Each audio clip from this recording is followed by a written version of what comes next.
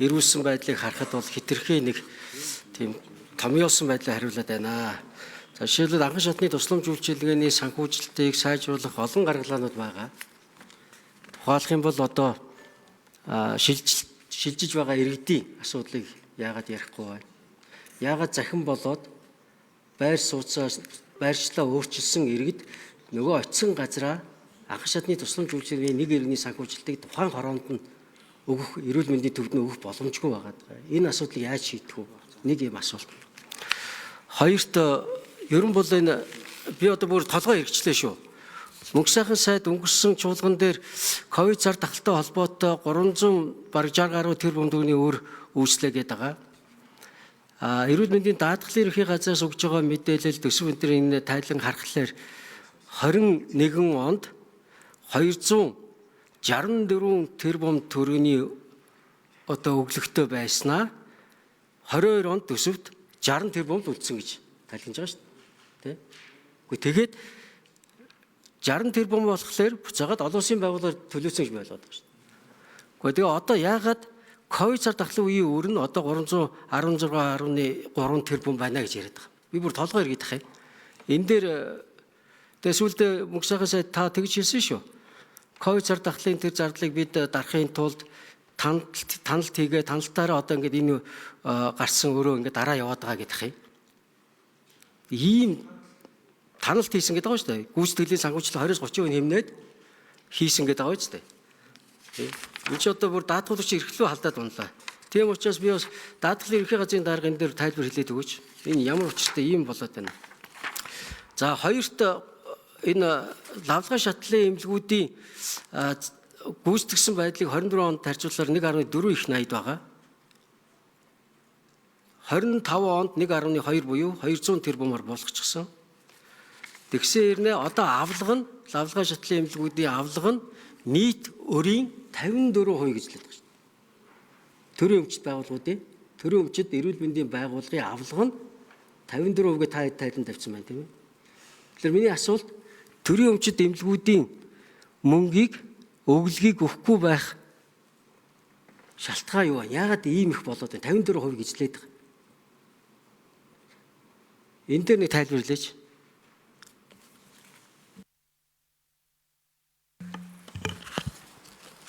За, 6 дугаар микрофон их бол дарга хариулна. За, Чимүрэн гишүүний асуултанд хариулъя. За, энэ өмнөх онуудын үр авлагын асуудлыг асууж байна. За, яг 21-22 оны үед бол би яг өөрөө эрүүл мэндийн сайдаар ажиллаад яг энэ үед эмдүүцийг бас даргалж ирсэн. За, энэ 264 тэрбум гээд та үдч гисэн бас энэ бичгээр тайлан очсон. Ковидын тусламж үйлчилгээтэй холбоотой энэ сарын жилийн гүйцэтгэлийн хэтрэлт нь бол 264 тэрбумаар давсан байгаа. За 21 онд бол 264. За энэ өглөг бол 22 онд руугаа шилжиж орсон. За 22 оны жилийн эцсээр 264 тэрбум энэ өглөг бол энүүгээрээ гарсан байгаа. За энэ үед харин улсын их хурлын гишүүд, засгийн газар бас нэлээд идэвх санаачлагтай ажиллаж засгийн газар сангийн яам дээр бас энэ асуудлууд нэлээд хурцаар хэрэгжсэн. За төсвийн байнгын орон дээр Чимүрэн гишүүн ч гэсэн бас яг энэ дээр бас нэлээд өөрөө манлайлалтай ажиллаж энэ тусламж үйлчлэгийн зарцуулсан өр авлагыг бас барагдуулахад бас тодорхой хэмжээний хөв нэмэр оруулсан. За ингээд 200 тэрбумын өрийг бол тухайн үед төсвийн байнгын орон дээрс тэглэсэн. За 23 онд 60 тэрбумын өр өглөгтөө орохоор туссан. Гэхдээ энийг Апфакс хөтөлбөрийн хүрээнд Азийн хөгжлийн банкны санхүүжилтээр хэрэгжиж байсан 23 онд энийг ингэж иргэн төлөгдөхөөр зохицуултыг хийгээд 23 онд руу шилжүүлж явсан. За ингээд үе авлагууд маань 23 онд явсаар жилийн эцэст нэмэгдээд энэ 60 тэрбумын Апфакс хөтөлбөрийн санхүүжилт маань орж ирэхгүй онд амж явсан. Ингэж явсараад 23 оны жилийн эцэст бол 218 тэрбум болсон. За энэ өглөг бас 24 он руу шилжээд нийтдээ 316 дээр бас тодорхой хэмжээний үр авлагууд нэмэгд 400 гаруй тэрбум төгрөгийн өглөгийн асуудал эрүүл мэндийн байгууллагуудад үүссэн.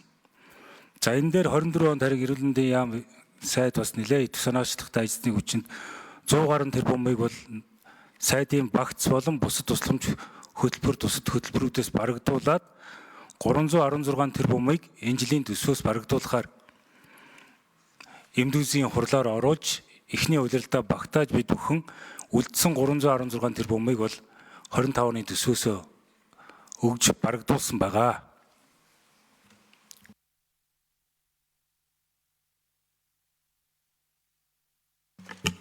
За мөнх сайхан сайд хариулна тий. Гол асуудал нь ковидын үед даваа явцсан байхгүй. Ковидын үед даваад 23 онд чинь ковид үргэлжилсэн шүү дээ. Тэгээ тийшээ явсан тусламж үйлчлэгээнүүд ингээд төлбөр нь одоо сангийнхаа тэнцлээс даваад яваад байсан. Гэхдээ энэ үр төлбөр барагдуулсан гэдгийг хүмүүс яг буруу ойлгоод ийш тийш ямар нэгэн компани гадагшаа дотгошоо барагдуулсан гэж ойлгоо. Энэ бол эрүүл мэндийн байгууллагуудаа өгөх ёстой өнгөрсөн онуудад хоримтлагдсан үр төлбөрийг эрүүл мэндийн байгууллагуудаа барагдуулсан тийм зүйл шүү. За тэгээд тэр анхан шатны байгууллагууд бидний үнэхээр яг тийм асуудал байгаад байгаа юм. Одоо ингээд шилжилт хөдөлгөөн болдог, нэг иргэнээр нь санхүүжилтийг өгдөг. Тэгэхээр төр оршин суугч яах юм? Шилжилт хөдөлгөөн болсон зүйлүүд яах юм? Тэгэхээр энэ хүнээ бид нэр тухайн өрх хороонд хэдэн иргэн байна гэдгээ бид нар ингээд 2 жилдээ нэг удаа ингээд тооцоолоо гаргаад. За нэмж хариулна мөнх сайхан сайд. Ингээд санхүүжилтээ өгдөг гэсэн бол бид нар одоо өнөөдрийн байдлаар энийг нэлээд урагшлуулад статистикийн одоо үндэсний хороотой шууд мэдээлэлээ солилцдог болж байгаа. За ингэснээрээ энэ мэдээлэлээр өнөөдөр яг бодит цагийн горимд одоо тухайн хороонд тухайн суманд хэдэн иргэн сууж өгнө гэдгээр нь санхүүжүүлдэг болсон.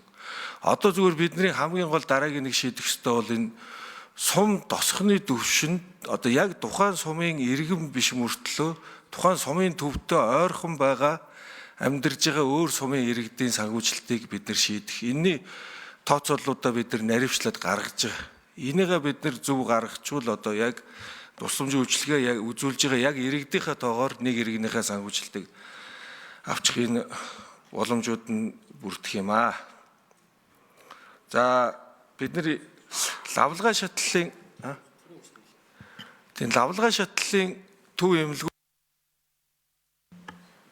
За нэмээд хариулъя мөнх сайхан сайд. Бид нар одоо санхүүжилтийн тогтолцоог л яг зөв голдролд нь оруулъя гэдэг байгаа шүү дээ. Тэгэхгүй бол бид нар лавлгай шатлалтаа буюу 1 2 3 дугаар эмнэлэг хавдар судлалын үндэснэд ийшээгээ нийт төсвийнхаа 80-90% санхүүжилтийг өгчөөд анхан шат руугаа дөнгөж 10-20% өгөөд исэн. Энийгээ бид нар өөрчлөё гэд яг энэ голдрол руугаа явж байгаа.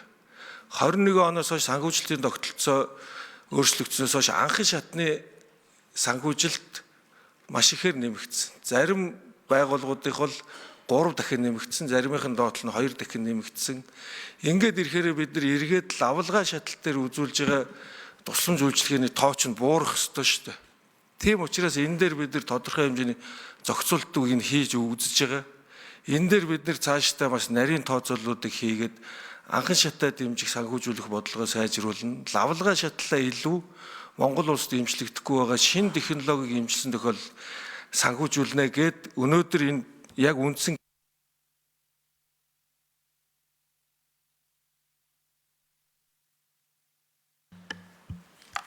За Тэмүүлэн гишүүн асуулт асууна.